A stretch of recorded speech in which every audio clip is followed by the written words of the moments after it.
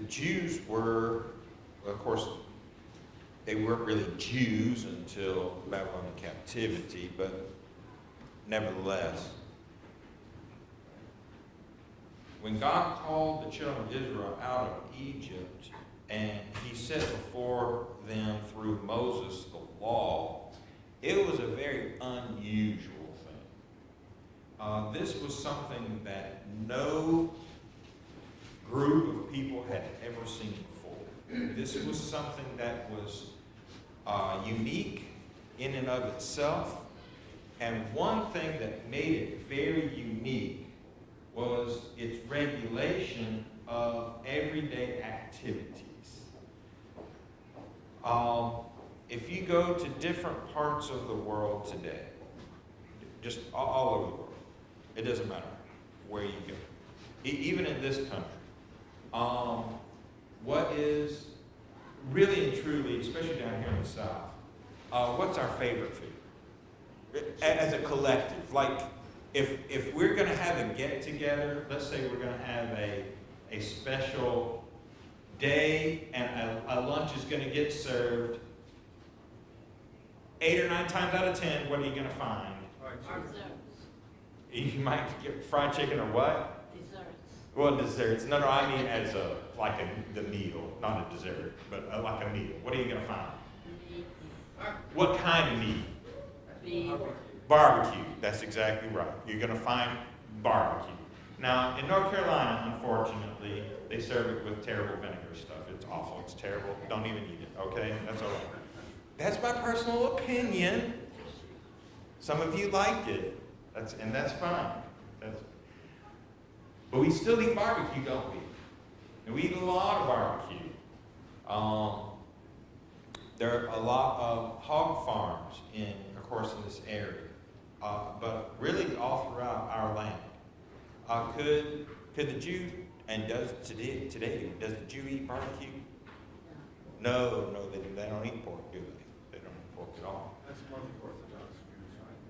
Say again? That's more the Orthodox. Well, it would be, right, if you are an Orthodox Jew, that is correct, but someone who actually goes to the Old Testament and lives according to Old Testament rule, that is the case. Interestingly enough, of course, if you Islam does not allow for the consumption of pork as well. So going to Indonesia is very interesting. Very interesting. Where's my barbecue? No barbecue. Actually, where Mom and Dad are in Manado, it's mostly Protestant, so actually you can get bacon and, of course, they don't really have barbecue there, but anyway, you can get pork products there, so that's very nice. Different parts of the world, you know, people eat all kind of different things, all kind of insects. In Vietnam, Laos, Cambodia, they eat a lot of, moths and things like that, actually. Those are really kind of delicacy type stuff. People will take, the Chinese take a bird, I forget what the name of that bird is. Anyway, and this bird produces a saliva, and they make a nest out of their saliva. And so, obviously, saliva then make a nest that hardens, blah, blah, blah, blah, blah. Well, then they take that nest and they boil it and can eat the soup. And it's called bird's nest soup. It's, whatever. And it's very expensive, by the way, if you were to eat that. We might not find that very appetizing, right? There are all kinds of things that people eat, from insects to bats to rodents. Anybody ever eaten squirrel? Squirrel? Yeah, I've eaten squirrel. Yeah. Snakes? Yeah, I've eaten snake too. Rabbits, whatever. So we've eaten, what did I have? A raccoon. It's a little greasy. What about possum? No, I never eat possum. My grandfather loved possum. No, I'm staying away from that. I've had raccoon, it's a little greasy, but it's actually not that bad. It's not that bad. Anyway, but when God gave a law there for Moses, all these things that people were used to eating and just dealing with on a regular basis, God said you can't eat that. And it's very interesting as to why that was the case. So here was really kind of the first regulation on consumption of food, a regulation on diet. There really had not been. If you saw it and it didn't kill you, like Aunt Mabel used to say, if it doesn't eat me first, I'm going to eat it. That's good for you, Aunt Mabel, but that was not good enough for the children of Israel and for God. So the Mosaic criteria for eating water-living creatures, those things with fins and scales, was that the creatures have scales and fins, Leviticus 11, verse 12. And so this injunction was extremely beneficial, since a multitude of problems surround many sea creatures that do not have scales and fins. And so, of course, you can talk about the blowfish. There's a certain octopus that if you eat it the wrong way as well, you have to wrap its tentacles around the stick in a certain way and eat it. Of course, you eat it uncooked. It's living when you consume it. Well, I mean, not us. We don't eat it, but when people do eat that, you have to be careful because of the toxins in it, and then it tries to get out. No, it's just.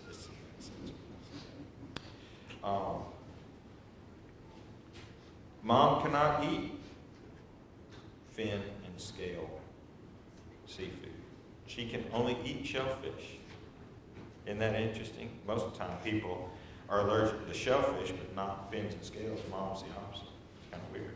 She got that from her granddad, her dad. What about the blowfish? The blowfish has fins, but it doesn't have scales. What fish do we eat on a very regular basis? Same thing. Has fins, no scales. Catfish, that's exactly right. Catfish, no scales. Well, we're busting all of them, aren't we?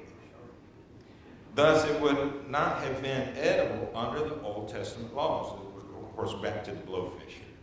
Fortunately for the Israelites, the blowfish can contain toxin in its various organs and highly potent.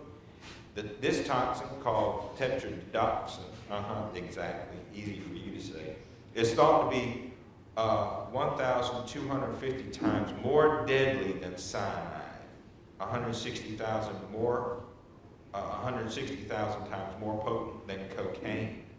A tiny amount of it can kill 30 grown adults. As odd as it sounds, blowfish is served as a delicacy all over the world, especially in your Asian countries. As a delicacy, it's called fugu, and is prepared by certified, licensed chefs. You have to know how to handle it, how to cook it, how to, do all those kind of things. Because if you tear the wrong organ, then the toxin goes all through the meat, and you consume that and you die. The toxins can be removed successfully, making the food edible, but the procedure often goes awry. Why would you eat this then? Some who have researched fugu say that it is a food connoisseur's version of Russian roulette. Well, I'm not going to play that game either. Due to the extreme danger involved in eating fugu, it is illegal to serve it to the Emperor of Japan. Well, if it's not good enough for the Emperor of Japan, then it's not good enough for me. What about you? He says here that the Mosaic instructions concerning edible fish would have helped the Israelites avoid the dangerous blowfish, as well as danger posed by eating other toxic sea creatures such as jellyfish, sea anemones, and octopi. occupancy, there's part of that occupied as well. So, no calamari, no, sorry, all you calamari lovers out there, can't eat that. But, you know, jellyfish and some of these other sea creatures, maybe they have toxins in them, or if you eat them the wrong way, I don't know how you would eat sea urchin, but I'm sure you could get around those spiny things. Then, you know, that's going to cause a big time issue and a big time problem. So, of course, God is trying to protect His people, and He did so largely through this regulation of the diet. So, a sea creature then has to have scales and fins.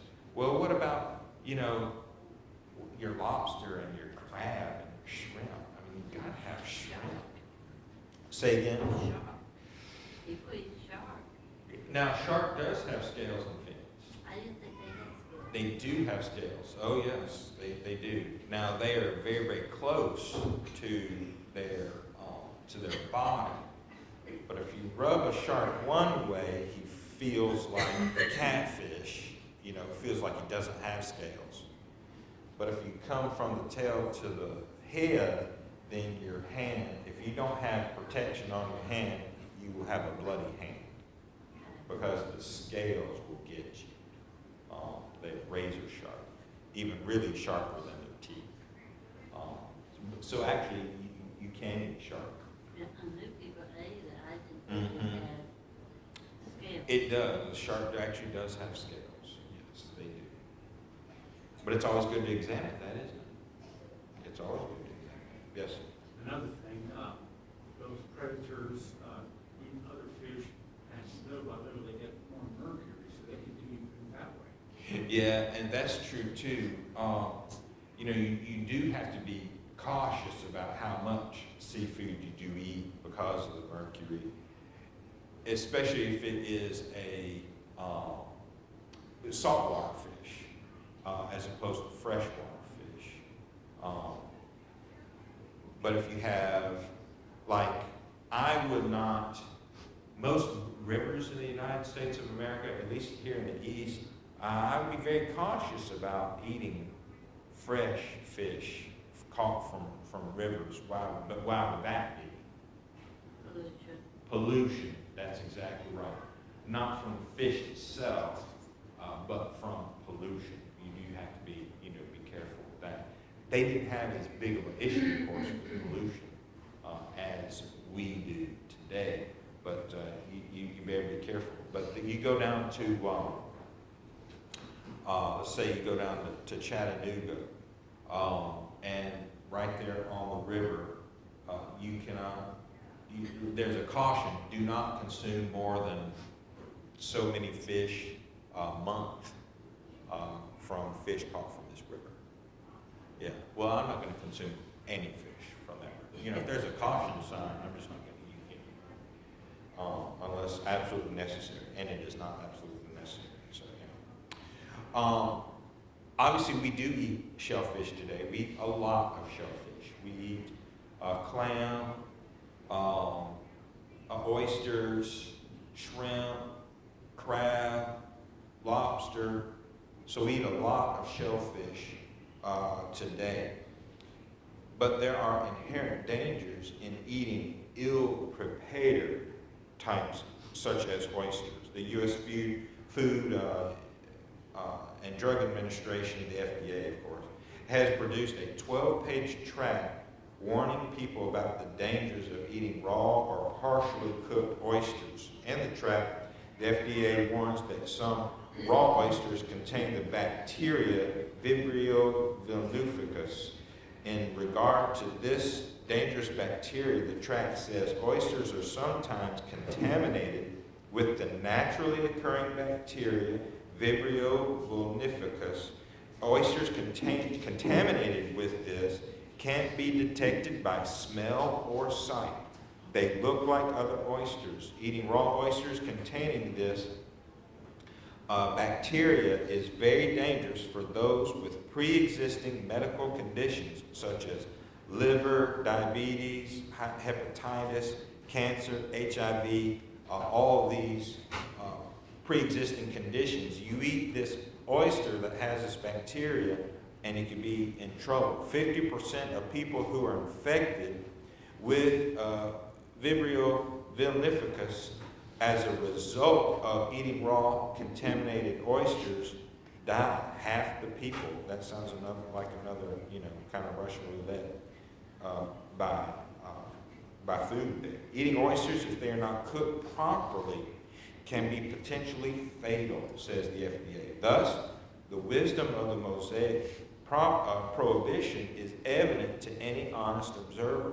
In a time when proper handling and preparation procedures were difficult to achieve, the best course of action simply would have been to avoid the risk of eating potentially contaminated foods, especially since the contamination cannot be detected by smell or by sight.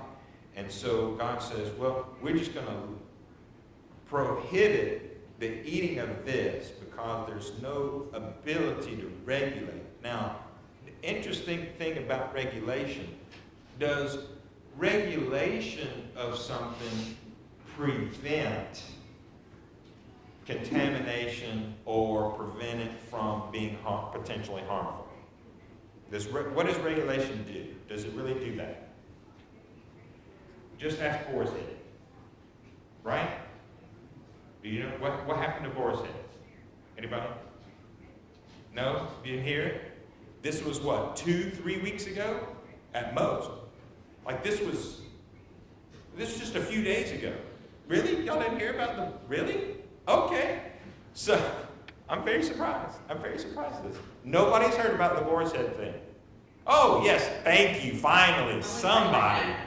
What? Only because my dad mentioned it to me. Oh, because your dad mentioned it too. I don't know why we found out. I don't know. Anyway, so Boar's Head had a contamination issue, and they had to recall almost all of their products over a given period of time, and it cost them billions of dollars. This was like 3 weeks ago. So, when you go to the store and you're like, oh, well, it's Boar's Head, it's the most expensive product, therefore they must have, the most rigorous regulations and strict code, all those kind of things. It's going to be safe. Well, I mean, most of the time it is. But that's not a 100% guarantee, is it? And so, even in regulation, that doesn't always, obviously, complete the problem or fix the problem.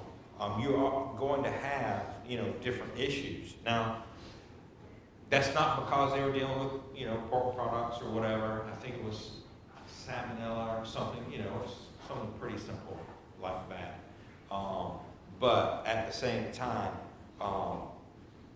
God couldn't regulate that and say only do, oysters in the months that end in whatever. But, so he just said, no shellfish whatsoever.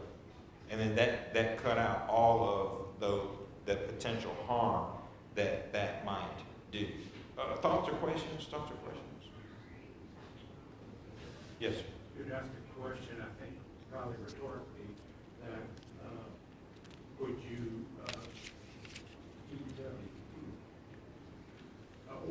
eat shellfish?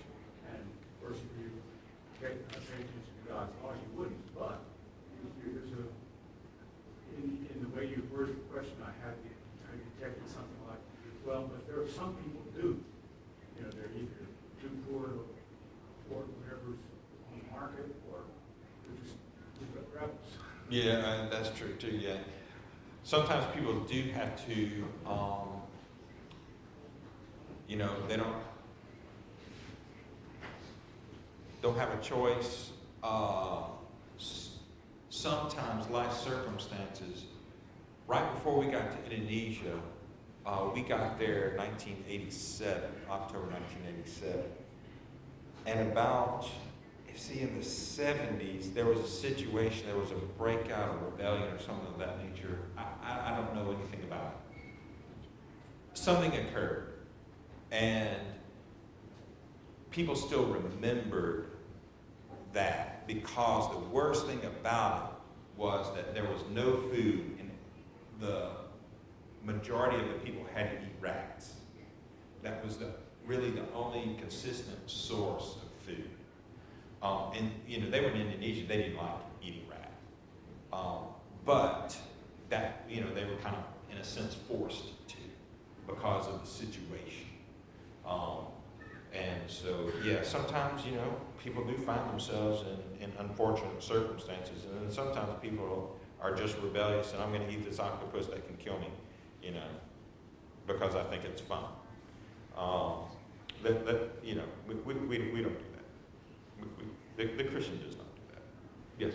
Hey, Brian, you mentioned does regulations prevent sickness or something? Right, the regulations, yes. And it's almost like the word of God. It is there to make you aware of it, but it's not going to prevent it unless we apply it. Right, that's exactly right. Regulations are kind of a guide and points to, hey, if you do this consistently, then this should be the outcome, but it's not a guarantee of the outcome. You actually have to follow through with everything in that regulation in order to receive that outcome. Yeah, if you don't follow through with it, then it just doesn't do you any good whatsoever. And when you have this huge nation, the children of Israel coming out of Egypt is in the neighborhood of 1.5 to 2 million people. So that's a lot of people to try to, and by the way, that 1.5 to 2 million people isn't just the children of Israel. We have to remember that there are also strangers, people from Egypt, people from other parts of the world that are with this group. And so God is kind of looking at not just the children of Israel, but the whole host of people that are there. And there's no way he could just regulate that for them. So he said, okay, we're going to cut this out. You can't eat this. And then that will prevent outbreaks such as cholera, typhus, yellow fever, scarlet fever, a lot of the fevers, a lot of different other viral outbreaks or really bacterial outbreaks that they didn't have the ability to, obviously at that ancient times, they didn't have the ability to do away with those. The only way to prevent leprosy from spreading was to remove those individuals out of the camp altogether and have leper colonies. And so for the duration of the history of the children of Israel and the Jews, there were always leper colonies. And that's why we have various situations, even with our Lord, where he was dealing with those, because they didn't have the ability to, or knowledge. They had the ability, but they didn't have the knowledge. And God didn't just, he didn't just say, okay, when you eat this and you get sick, this is how you deal with it. That's not how he chose to do it. He said, you just don't eat that. And when they followed through with those things, then they were fine. When they didn't follow through with those things, they were not fine. And so that just tells us we need to obey the God of heaven when he tells us to do so. In Leviticus 11, Moses included reptiles in the list of unclean animals. No gator tail? What? No. See, crawdad, I would kind of be a shellfish, but no, yeah, well, that's okay. I'm still lamenting the no crawdad part too, yes. Is it lunchtime yet? obviously reptiles are not cud chewers. Cows, cud chewers, goats, they chew their cud. That walk on cloven hooves, so they were not classified as clean edible animals according to Leviticus 11:3. But to make sure that the Israelites understood, Moses specifically mentioned reptiles such as large lizards, geckos, monitors. Monitor lizard, you might also know it, the close cousin to the monitor lizard is the Komodo dragon. They're close, they're kissing cousins, as you might say. The sand reptile, sand lizard, chameleons, the Gila monster. Can't eat Mr. Gila monster. Immediately following this listing of reptiles, the text states, whoever touches them when they are dead shall be unclean until evening. Now, when you're a little boy in the South, you're about 3 or 4 or 5 years old. What's just one of the most fun things to do? You want to catch all the frogs that you can, all those little salamanders running through, and maybe catch a little toad and put them in your pocket. A little green snake. Or little green snakes even. Those are the best. Those are the best. Come on, Gloria. Tim caught one. Tim caught one? Okay. It bit his finger. Oh, That poor snake didn't survive. no, I guess the snake's not going to survive when it bites the hand that puts him in a pocket. That's funny. That's funny. But, when you're a little boy, I don't know about other places. I don't know about anybody else's experience. But we got a lot of frogs and toads and turtles, right? A lot of turtles as well. Worms. A lot of worms. Technically, of course, those aren't reptiles, except, But they still do, of course, carry a lot of those same diseases and things. And so when you do that, we had a neighbor a number of years ago when we were living in Mobile, Alabama, as a matter of fact. And he for whatever reason, little boy, loved him to death. But anyway, he loved catching frogs and kissing them. Well, guess what? Guess what happened? He got sick.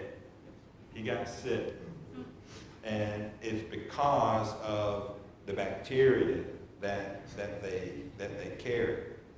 Interestingly, reptiles have a much higher rate of carrying salmonella bacteria than do most mammals, especially those listed as clean in the old laws. CDC has repeatedly warned people about the possibility of being infected with salmonella passed through reptiles. Sometimes you have to remove a friendly Mr. Frog, right, from whatever location. I can find them around my workshop all the time. So I'm like, I don't want, I'm not going to kill Mr. Frog. I like Mr. Frog.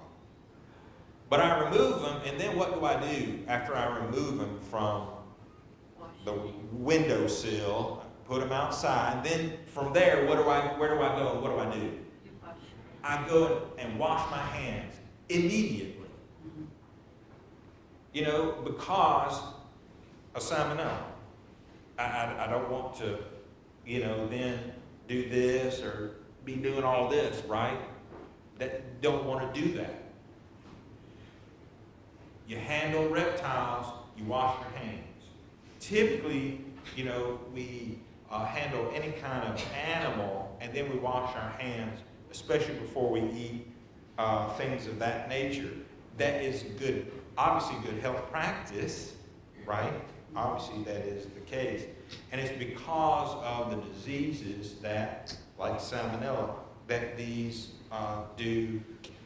animals do carry. Did they know about these diseases when God was giving them these laws? They didn't have a clue. They had no idea why they were getting sick, but God did. That's exactly right. And so he said, don't eat this, don't handle these. And if you do handle that, you're unclean. And so if you're unclean, you can't handle anything. You can't touch other people.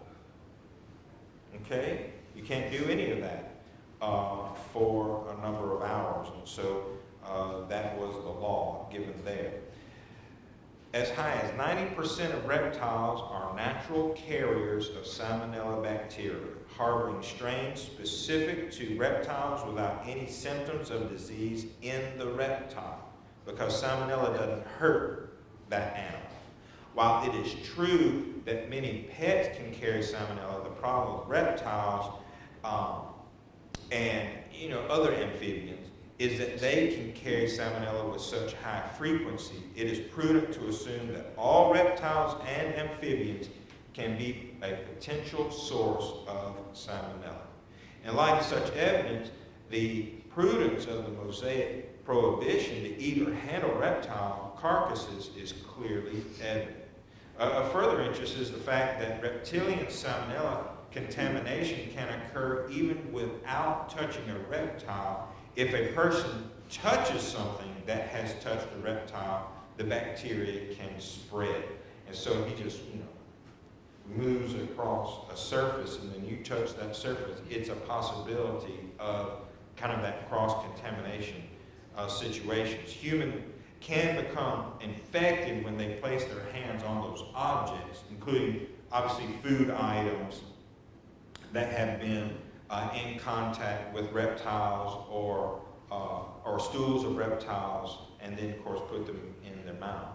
When this statement by the ARAV is compared with the injunctions on Leviticus 11, the astounding accuracy of the Old Testament regulation is again confirmed.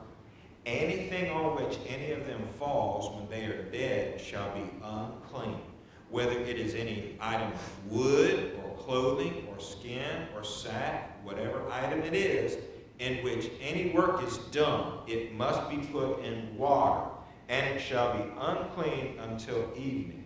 Then it shall be clean. Any earthen vessel into which any of them falls, you shall break, and whatever is in it shall be unclean.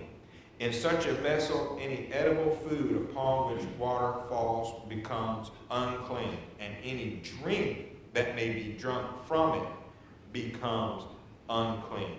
And so when you have a reptile going into a vessel, and if that vessel is going to contain liquid, then you have to break that. It's no good anymore.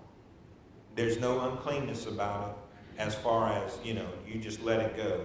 Now, if it's a piece of wood, it's a, chopping block or something of that nature, it goes across a seed or something like that, you just wipe it with water, it's unclean to the end of the day, and then it's fine. You don't have to break it. But if you're going to have a liquid substance in it, especially liquid that's going to be consumed, then there's no washing.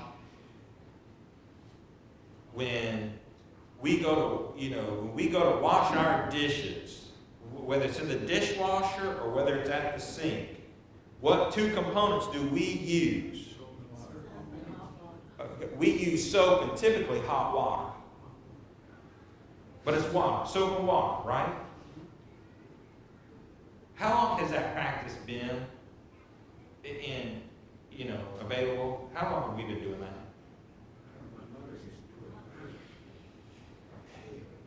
You can think back maybe about 3 or 4 generations at the most.